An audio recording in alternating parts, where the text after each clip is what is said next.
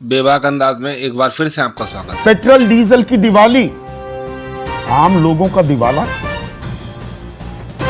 और petrol diesel का दाम नहीं घटने वाला, क्योंकि जिस रफ्तार से हम आगे जा रहे हैं और कोई चर्चा नहीं हो रही अंतर्राष्ट्रीय बाजार में। हम बात कर रहे हैं कुवैत से, यूएई से, सऊदी अरब से, रशिया से, लेकिन वहां के ही पेट्रोलियम मंत्री वो साफ संकेत दे रहे हैं कि पेट्रोल के दाम या कच्चे तेल के मैं कहूं दाम आने वाले दिनों में नए साल की शुरुआत तक $100 पर बैरल भी जाने वाले हैं। तो अंतर्राष्ट्रीय बाजार में अगर कीमतें नहीं घट रही हैं तो या तो हमें एक्साइज घटाना होगा, या वैट घटाना होगा, या जीएसटी के दायरे में लाना होगा। पर इस पर कोई चर्चा कर भी रहा है क्या? मेरे साथ बीजेपी के राष्ट्रीय प्रवक्ता, राज्यसभा सांसद हैं, अर्थव्यवस्था को भली भांति समझते हैं, जानते हैं, जफर इस्लाम। कांग्रेस की राष्ट्रीय प्रवक्ता अलका लांबा, जेडीयू अहम घटक है मोदी सरकार की, साझा सरकार भी चला रहे हैं बिहार में, उनके युवा चेहरा माधव आनंद। समाजवादी पार्टी के राष्ट्रीय प्रवक्ता अनुराग भदौरिया, और वरिष्ठ पत्रकार जो तेल के इस खेल को बारीकी से ट्रैक करते हैं, सिद्धार्थ सिंह मेरे साथ जुड़ गए हैं। तो कितनी और दिवाली मनाएंगे पेट्रोल और डीजल, जफर भाई? देखिए संदीप जी, आप एक असाधारण समय को, इसकी तुलना आप साधारण समय से करें। अनप्रेसिडेंटेड टाइम पे हम गुजरे हैं, और अब जब सामान्य हालत होती जा रही है तो थोड़ा समय लगता है हर चीज को इम्प्रूव होने में। सब कुछ ठीक हो जाएगा। मैंने आपके शो में कई बार कहा है और अब फिर से उस बात को दोहराने जा रहा हूँ कि जो भी ये तेल और डीजल और पेट्रोल के प्राइसेस जो भी थोड़े बढ़े हैं, आप इसे थोड़ा कहते हैं ना, मुझे थोड़े की परिभाषा समझाइए। 8 रुपए 15 पैसे एक महीने में पेट्रोल, 9 रुपए 45 पैसे एक महीने में डीजल, थोड़ा बहुत बढ़ना कह रहे हैं आप इसे? देखिए, थोड़ा आपके नजर में आप उसको बहुत ज्यादा बढ़ा चढ़ा के पेश करने की कोशिश जो कर रहे हैं, मैं उसको देश की जनता समझ रही इस हालात से गुजरे हैं, और देश की जनता के लिए ये पैसे कोई सरकार अपने पॉकेट में नहीं रख रही है। सरकारी खजाना गरीब लोगों के लिए खुला है, क्या आपको पता है ना? मैंने पिछले बार भी सवाल किया था आपसे कि एक गरीब आदमी की जब जो जरूरत है उसको पूरा करने का ये सरकार काम करती है। अच्छा, उस पर आप कभी चर्चा नहीं करते हैं? नहीं, क्यों नहीं करते? जन कल्याणकारी आप नीतियां चलाते हैं, तो जन कल्याण में पेट्रोल की, डीजल की कीमतों पर एक अंकुश लगाना वो जन कल्याण नहीं है क्या? आपका तो नारा था ना, बहुत हुई पेट्रोल डीजल की मार, अब की बार मोदी सरकार। तो दूसरों ने दाम बढ़ाए वो चुभते थे, आप बढ़ा रहे हैं तो देश हित कर रहे हैं। अच्छे, सुन लीजिए इसका जवाब। हाँ, जरा अगर आप संजीदगी से जवाब देने दीजिए और आप बीच में टिकट अपनी ना करें तो मैं जवाब दे पाऊंगा। तो मैं कह रहा हूं संदीप जी कि आप तुलना करते वक्त पूरी बातें कहा कीजिए। पहली बार मैं आपसे फिर से रिक्वेस्ट कर रहा हूं कि जब कहिए तो कहिए सिर्फ तेल और डीजल की बातें मत। जब हमने कल्याणकारी योजनाओं के द्वारा घर तक, जब अगर मैं फ्री गैस कनेक्शन देता हूं, फ्री, आज ही मैं मुरादाबाद से आ रहा हूं अभी, और देखिए वहां कितने गरीब लोगों को आज हमने फिर से प्रधानमंत्री आवास योजना के अंतर्गत छत दिया, घर दिया है। अब जब घर पे 3 करोड़ 20 लाख लोगों ने सिलेंडर नहीं भरवाए, जो 8 करोड़ सिलेंडर उज्ज्वला योजना में आपने दिए थे, इतने दाम बढ़ गए। पिछले साल जून में वो सारी सब्सिडी हटा दी गई। आप भूल जाते हैं कि जब ये सब्सिडी क्या थी? अरे भाई, सब्सिडी जो है आप उसी बजट का पार्ट होता था, लेकिन कहीं आप निकालते थे, कहीं आप लेते थे। कोई बजट, कहीं आप कांग्रेस पार्टी के कोई बजट में कोई अलग से पैसा नहीं आता, उसी बजट का पार्ट होता था सब्सिडी। मैं आपसे जो कह रहा हूं उसका जवाब दीजिए, आपको देना पड़ेगा जवाब। क्या हमने कल्याणकारी योजनाओं के अंतर्गत वो हर चीजें मुहैया नहीं करी जो एक निजी जिंदगी में जरूरत होती है? बिजली, पानी, ये आप कब से नारा सुनते थे? इंदिरा गांधी थे, पर बिजली, पानी, सड़क। अरे भाई, बिजली, पानी, सड़क देने का काम अब हम कर रहे हैं। घर घर तक नल, जल से नल कौन पहुंचा रहा है?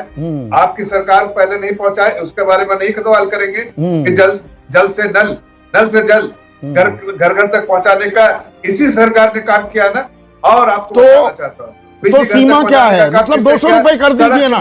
देश हित का हवाला दे रहे हैं, जन कल्याणकारी नीतियों का हवाला दे रहे हैं, एक सेंस ऑफ बैलेंस होता है ना। आप तो स्टूडेंट ऑफ इकोनॉमिक्स हैं, फिर 200 रुपए कीजिए ना पेट्रोल, ताल ठोक कर कीजिए। मैं आपको कह रहा हूँ कि जरा आप मैथ्स अपना ठीक कीजिए प्लीज। मेरा मैथ्स बहुत अच्छा है, बहुत दुरुस्त है। सुन लीजिए, मैं आपको कुछ आंकड़े देता हूँ, जरा इस पर रात में सोचिएगा इस प्रोग्राम के बाद। पहला आंकड़ा, जरा दुनिया के अलग ममालिक से जहां पर इस तरह के लोगों के लिए कल्याणकारी योजना जो सरकार करती है, पहले की सरकार तो नहीं है कि बस खाली अपना पेट भरना है, गरीबों का पेट नहीं भरना है, वैसा तो नहीं।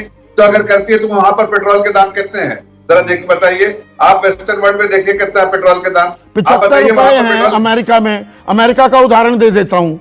अरे जो नॉन प्रोड्यूसिंग जहां पर ऑयल पैदावार नहीं होती है, कच्चे तेल नहीं होते, हिंदुस्तान में हम प्योर इंपोर्टर हैं।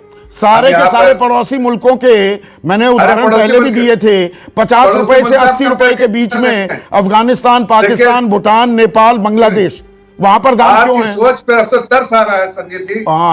आप इस देश को आप पाकिस्तान से, अफगानिस्तान से और भूटान, बांग्लादेश में सकल घरेलू उत्पाद जीडीपी भारत से ज्यादा है इस वक्त। बांग्लादेश को भूल गए। मैं आपको बताना चाहता हूं कि छोटी सी इकोनॉमी में फिर अमेरिका का क्यों नारा देते हैं? अमेरिकन इकोनॉमी, अब अमेरिका का दाम बताऊं तो आप कहीं और चले जाते हैं, बांग्लादेश का बताऊं कहीं और चले जाते हैं। नहीं, फ्रांस। मुझे एक चीज बताइए जफर भाई, मुझे आपको बताना पड़ेगा। मुझे आपको आज नहीं सुनूंगा, आज आपके बताऊं। अच्छा बताइए ना, बताइए। सवाल भी पत्रकारों से नेता सवाल पूछने लगे, ये भी बढ़िया परंपरा शुरू कर रहे हैं। सुन के एक ही सवाल सुन के मैं थक गया हूँ। अच्छा थक गए 2012, 13, 14 में नहीं थके थे, सड़कों पर प्रदर्शन करते थे, सिलेंडर गोदी में लेकर बैठ जाते थे, तब नहीं थके थे, आज थक गए?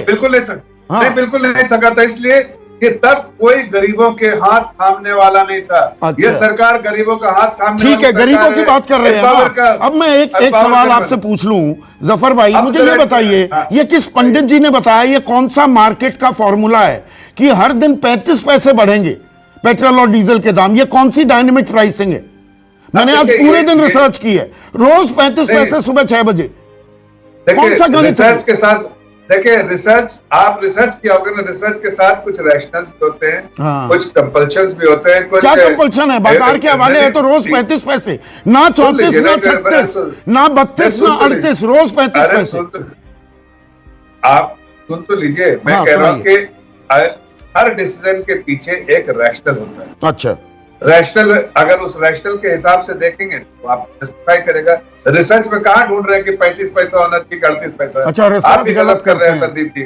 आप आजकल आसान मुद्दों पर चर्चा करनी चाहिए जिसमें कोई रिसर्च नहीं कर दिया। आप तो काफी पढ़े लिखे आदमी हैं, आप फिर भी इस तरह की बातें कर रहे हैं। अच्छा, मुझे एक चीज बताइए, आपको पता नहीं, मैं आपकी बात बिल्कुल फेस वैल्यू पर ले रहा हूं जफर इस्लाम की। आप जन कल्याणकारी नीतियां कर रहे हैं, सुनिए ना, गरीबों के लिए बहुत काम कर रहे हैं, फ्री वैक्सीनेशन है, सड़कें बन रही हैं, जल आ रहा है नलों में, मान लिया आपकी बात। मुझे ये बताइए, आप तो बहुत फ्लाइट्स में ट्रैवल करते हैं, मैं भी करता हूं। एटीएफ जो है वो तो क्लीनर फ्यूल है, 99 से 100 ऑक्टेन, करेक्ट? गलत तो नहीं कह रहा? मुझे सही कह रहे हैं। तो वो महंगा होना चाहिए। वो दिल्ली में उसका दाम 82 रुपए 60 पैसे प्रति लीटर कैसे है, और दिल्ली में 110 रुपए कैसे एक आम आदमी उससे कम क्लीन फ्यूल खरीद रहा है? ये गणित समझाइए। अरे भाई संदीप जी, आप देखिए, हवाई चप्पल से हवाई सफर कराने के लिए आपको कहीं ना कहीं हर चीज को बैलेंस करके चलना पड़ता है। बैलेंस वो तो पैसे ले लेते हैं। एक मिनट सुनिए, अभी बता, पटना जाने के लिए 15-15 हजार रुपए की टिकट चल रही है इस वक्त। अरे सुन तो लीजिए, पहले एयरपोर्ट पे जाते हैं आप कभी? ना, मैं तो कहीं और रहता हूँ, मैं चंद्रमा पर रहता हूँ। नहीं तो चंद्रमा से उतर के आइए, एक बार एयरपोर्ट पे जाइए, दिल्ली बॉम्बे के एयरपोर्ट और छोटे छोटे शहर में एयरपोर्ट जो बन रहे हैं, उस पर जाके देखिए, जो भीड़ दिखती है वो पहले कभी सिर्फ एरिस्टोक्रेट लोगों के लिए होती थी, अब एक आम नागरिक के लिए। इसको आप तो बधाई देते हैं सरकार को कि नहीं? आपको ये भी बधाई नहीं दीजिएगा? नहीं, 15,000 रुपए की टिकट बिक रही है ना पटना की, कि नहीं? अरे 15,000 के टिकट को एक आध बार को मत कैसे पटना में। अच्छा, मुझे ये बताइए, ये जो टिकट मिलती है, एटीएफ के दाम 38 रुपए कम हैं पेट्रोल के, तो इससे आम आदमी का अच्छा आप भला कर रहे हैं कि बड़े कारोबारियों का? वही बड़े ये हवाई जहाज की कंपनियों का फायदा कर रहे हैं। नहीं तो एक बात बताइए कि पेट्रोल का गरीब आदमी पीता है कि ये बड़े जो गाड़ियां चलती है उसमें चलता है? अच्छा, गरीब आदमी पेट्रोल इस्तेमाल नहीं करता? नहीं, गरीब आदमी को थोड़ा बहुत देखिए उसके वो डीजल इस्तेमाल, जो डीजल इस्तेमाल होता है, जो सब्जियों के दामों में आग लगी हुई है, गरीब आदमी पर फर्क नहीं पड़ता। अच्छा, तो उसका ट्रांसपोर्टेशन की वजह से आग लगी है? ट्रांसपोर्टेशन के दाम बढ़ गए ना। नहीं, वेट्स कितना आता है उसका बताइए। कितना वेट से कैलकुलेशन में बताइए, कितना वेट्स आ रहा है उसका? इन्फ्लेशन के जो आप बता रहे हैं, इन्फ्लेशन में कितना वेट? इन्फ्लेशन को छोड़िए, अब टोकरी पर चले गए। ये सब्जियों के दाम गलत बता रहा हूं तो बताइए, जाते हैं सब्जी खरीदने? अरे सब्जियों का सीजनल फैक्टर होता है संदीप जी। अच्छा, सीजनल फैक्टर। एक मिनट सिद्धार्थ सिंह, एक मिनट अकेले आप थोड़ा हैं जफर भाई। सिद्धार्थ, मुझे एक ये गणित समझाइए, ये फॉर्मूला, ये डायनेमिक प्राइसिंग कि 35 पैसे रोज बढ़ते हैं। कोई हम रोज बाल्टी लेकर जाते हैं खाड़ी देशों में कि जी आज एक बाल्टी तेल दे दो, 35 पैसे फालतू दे देता हूं प्रति लीटर? क्योंकि जब $76 से $60-62 आ गया था कच्चे तेल की कीमत 1.5 महीने पहले, तब कहा गया अरे ये तो फ्यूचर कॉन्ट्रैक्ट होते हैं, ये तो महीने भर बाद के हम कॉन्ट्रैक्ट कर लेते हैं। तब दाम नहीं बढ़े थे, मतलब घटाए नहीं थे कच्चे तेल की कीमतें घटने के बावजूद। अब ये हर रोज 35 पैसे का, ये कौन सी डायनेमिक प्राइसिंग है? बड़ा कट होगा, क्योंकि बड़ा कट होगा, लेकिन उसका इंतजार करना होगा ना। जफर इस्लाम, ये बात तो आप मानेंगे ना, धर्म संकट तो है ये जो बात 20 फरवरी को इसी साल निर्मला सीतारमन ने कही थी, वो आज और ज्यादा विकराल हो गई है। और इसमें चर्चा तो होनी चाहिए ना। ये 3 ही तरीके हैं, एक्साइज घटाओ, वैट घटाओ या जीएसटी के दायरे में लाओ, पर चर्चा नहीं हो रही है। नहीं, चर्चा हो रही है। ऐसा नहीं कि चर्चा सिर्फ आपके चैनल पे कर रहे हैं तो इसका मतलब चर्चा हो रही है, बाकी जगह चर्चा नहीं हो रही, ऐसा सोचना गलत है मेरे ख्याल से संदीप जी।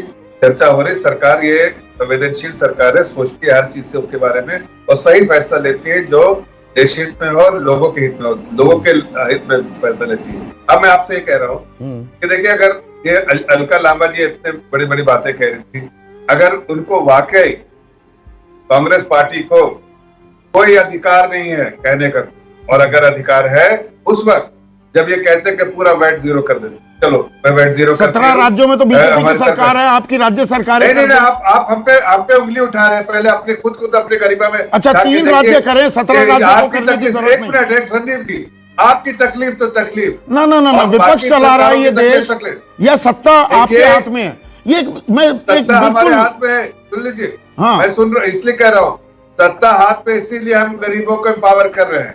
इसलिए आपकी राज्य सरकारें वैट नहीं घटाएंगी, लेकिन चुनौती दोगे कि अरे विपक्ष वालों तुम अपनी राज्यों में हटा दो। हमने तो प्रपोज किया कि भाई चलो ऐसा डिस्कशन करते हैं कि भाई इसको जीएसटी में ले आते हैं। कोई भी सरकार, उनकी सरकारें, जरा उनसे बोलिए अंदर में जीएसटी काउंसिल की मीटिंग में क्या बात करते हैं, जरा आप उनको भी तो नजर देखिए। तो मतलब विपक्ष की असहमति के चलते बात नहीं बन पा रही है और आप इतने बड़े बड़े फैसले भी ले लेते हैं। जफर भाई, थोड़ा सा वक्त की कमी थी, ऑलरेडी मैं ओवरशूट कर चुका हूं, लेकिन बात वहीं अटकी हुई है 3 चीजों पर, या तो एक्साइज घटे या वैट घटे। इसके लिए राज्य और केंद्र सरकार सामंजस्य करें, राजनीतिक आरोप प्रत्यारोप नहीं, या जीएसटी के दायरे में लाया जाए। सीधा जीएसटी के दायरे में आए, 60% टैक्स देते हैं, 28 देना पड़ेगा, 32 रुपए पेट्रोल सस्ता हो जाएगा। तो बहुत हुई पेट्रोल डीजल की मार, कुछ तो करो सरकार। नमस्कार।